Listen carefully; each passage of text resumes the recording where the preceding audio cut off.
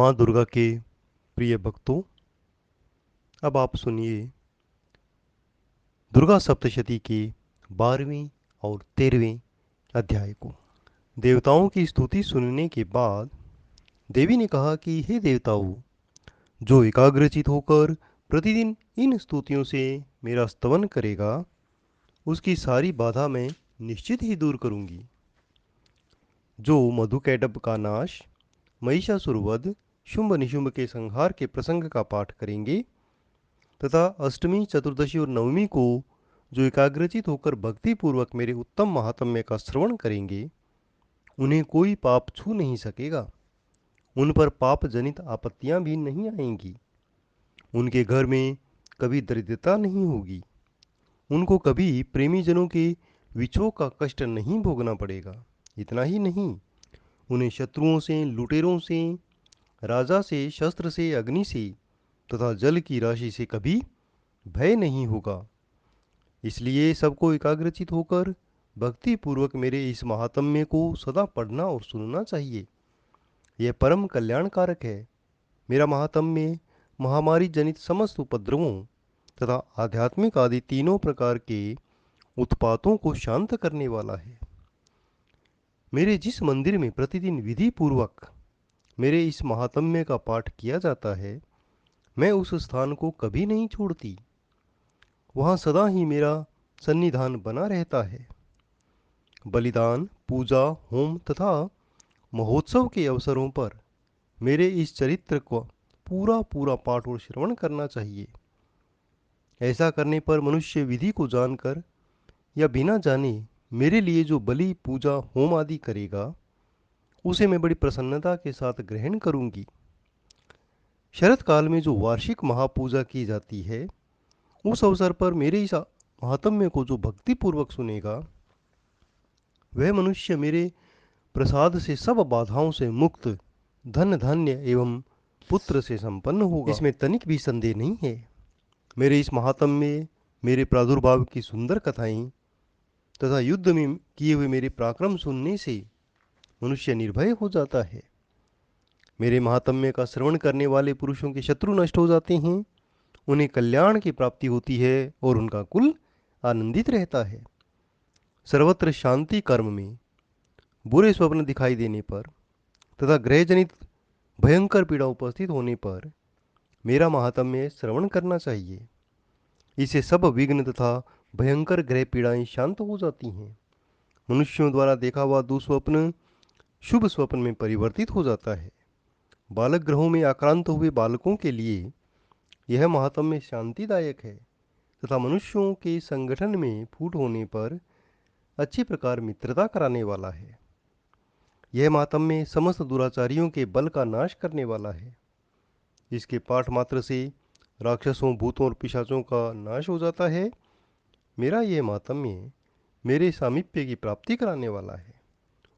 पशु, पुष्प, अर्घ्य, धूप, दीप, गंध आदि उत्तम सामग्रियों से पूजन करने से, ब्राह्मणों को भोजन कराने से, होम करने से, प्रतिदिन अभिषेक करने से, नाना प्रकार के अन्य भोगों का अर्पण करने, दान देने आदि से 1 वर्ष तक जो मेरी आराधना की जाती है और उससे मुझे जितनी प्रसन्नता होती है, उतनी प्रसन्नता मेरे इस उत्तम चरित्र का एक बार श्रवण करने मात्र से हो जाती है।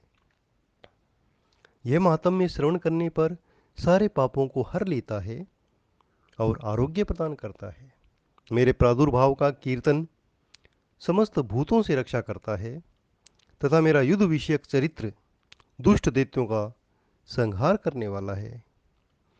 मेरे श्रवण करने पर मनुष्यों को शत्रु का भय नहीं रहता। हे देवताओं और ऋषियों, जो तुमने मेरी स्तुतियां की हैं तथा ब्रह्मा जी ने जो स्तुति की है, वे सभी कल्याणमयी बुद्धि प्रदान करने वाली हैं। वन में, सूने मार्ग में अथवा दावानल से गिर जाने पर, निर्जन स्थान में लुटेरों के दाव पड़ जाने पर या शत्रुओं से पकड़े जाने पर अथवा जंगल में सिंह, ब्याग, जंगली हाथियों के पीछा किए जाने पर, कुपित राजा के आदेश से वध या बंधन के स्थान में ले जाए जाने पर अथवा महासागर में नाव पर बैठने के बाद भारी तूफान के कारण नाव डगमग होने लगे और भयंकर युद्ध में शस्त्रों के प्रहार होने पर अथवा वेदना से पीड़ित होने पर, सभी प्रकार की भयानक बाधाएं उपस्थित होने पर जो मेरे इस चरित्र का स्मरण करता है वह मनुष्य संकट से मुक्त हो जाता है। मेरे प्रभाव से सिंह आदि हिंसक जंतु नष्ट हो जाते हैं। लुटेरे और शत्रु भी मेरे चरित्र का स्मरण करने वाले पुरुष से दूर भागते हैं। यह कहकर प्रचंड पराक्रम वाली भगवती चंडिका सब देवताओं के देखते देखते वहां से अंतर्ध्यान हो गई। फिर समस्त देवता भी शत्रुओं के मारे जाने के से निर्भय होकर पहले की भांति यज्ञ भाग का उपयोग करते हुए अपने अपने अधिकार का पालन करने लगे। संसार का विध्वंस करने वाले महाभयंकर अतुल पराक्रमी देव शत्रु शुंभ तथा निशुंभ के युद्ध में देवी के द्वारा मारे जाने पर शेष दैत्य पाताल लोक चले गए। हे राजन, इस प्रकार भगवती अंबिका देवी नित्य होती हुई भी पुनः पुनः प्रकट होकर जगत की रक्षा करती हैं। वे ही इस विश्व को मोहित करती हैं, वे ही जगत को जन्म देती हैं, वे ही प्रार्थना करने पर संतुष्ट हो विज्ञान एवं समृद्धि प्रदान करने वाली हैं। हे राजन, महाप्रलय के समय महामारी का स्वरूप धारण करने वाली वे महाकाली ही समस्त ब्रह्मांड में व्याप्त हैं। वे समय समय पर महामारी होती हैं, वे ही स्वयं अजन्मा होती हुई सृष्टि के रूप में प्रकट होती हैं। वे सनातनी देवी ही समय अनुसार संपूर्ण भूतों की रक्षा करती हैं। मनुष्य के अभ्युदय के समय वे ही घर में लक्ष्मी रूप में स्थित होकर उनकी उन्नति प्रदान करती हैं, और वे ही अभाव के समय दरिद्रता बनकर विनाश का कारण होती हैं। पुष्प धूप गंध आदि से पूजन करने पर वे धन पुत्र धार्मिक बुद्धि तथा उत्तम गति प्रदान करती हैं। दुर्गा सप्तशती के 13वें अध्याय में ऋषि कहते हैं कि हे राजन, इस प्रकार मैंने तुमसे देवी के उत्तम महात्म्य का वर्णन किया जो इस जगत को धारण करती हैं। उन देवी का ऐसा ही प्रभाव है, वे ही विद्या उत्पन्न करती हैं। भगवान विष्णु की माया स्वरूपा उन भगवती के द्वारा तुम ये वैश्य अनन्य विवेकी जन मोहित होते हैं, मोहित हुए हैं और आगे भी होंगे। महाराज, तुम उन परमेश्वरी की शरण में जाओ। आराधना करने पर वे ही मनुष्यों को भोग स्वर्ग और मोक्ष प्रदान करती हैं। मार्कंडेय जी कहते हैं कि मेधा मुनि के ये वचन सुनकर राजा सुरथ ने उत्तम व्रत का पालन करने वाले उन महाभाग महर्षि को प्रणाम किया। वे अत्यंत ममता और राजापरण से खिन्न हो चुके थे। हे महामुने, इसलिए विरक्त होकर वे राजा तथा वैश्य तत्काल तपस्या को चले गए। वे जगदम्बा के दर्शन के लिए नदी के तट पर रहकर तपस्या करने लगे। वे वैश्य देवी सूक्त का जप करते हुए तपस्या में प्रवृत्त हुए। दोनों ही नदी के तट पर देवी की मूर्ति बनाकर पुष्प धूप और हवन आदि के द्वारा उनकी आराधना करने लगे।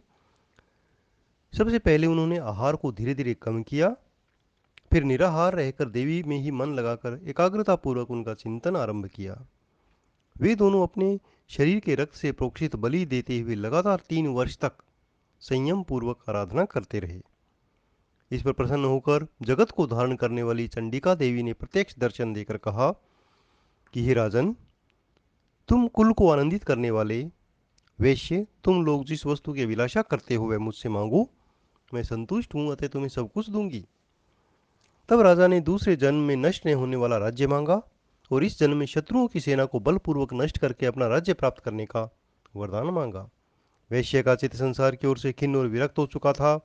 वे बड़े बुद्धिमान थे, अतः उस समय उन्होंने तो ममता और अहंता रूप आसक्ति का नाश करने वाला ज्ञान मांगा। देवी ने कहा कि हे राजन, तुम थोड़े ही दिनों में शत्रुओं को मारकर अपना राज्य प्राप्त करोगे, वह तुम्हारा राज्य स्थिर रहेगा। फिर मृत्यु के बाद तुम विश्ववान के अंश से जन्म लेकर इस पृथ्वी पर सावर्णिक मनु के नाम से विख्यात होवोगे। वैश्यवर्य, तुमने भी जिस वर को मुझसे मांगा है उसे मैं देती हूं, तुम्हें मोक्ष के लिए ज्ञान प्राप्त होगा। इस प्रकार देवी उन दोनों को मनोवांछित वरदान देकर उनके द्वारा भक्ति पूर्वक अपनी स्तुति सुनकर तत्काल ही अंतर्ध्यान हो गई और देवी से वरदान पाकर क्षत्रियों में श्रेष्ठ सुरथ सूर्य से जन्म लेकर सावर्णी मनु होंगे। इस प्रकार दुर्गा सप्तशती का ये 13वां अध्याय समाप्त हुआ। जय मां दुर्गे, जय मां अम्बे।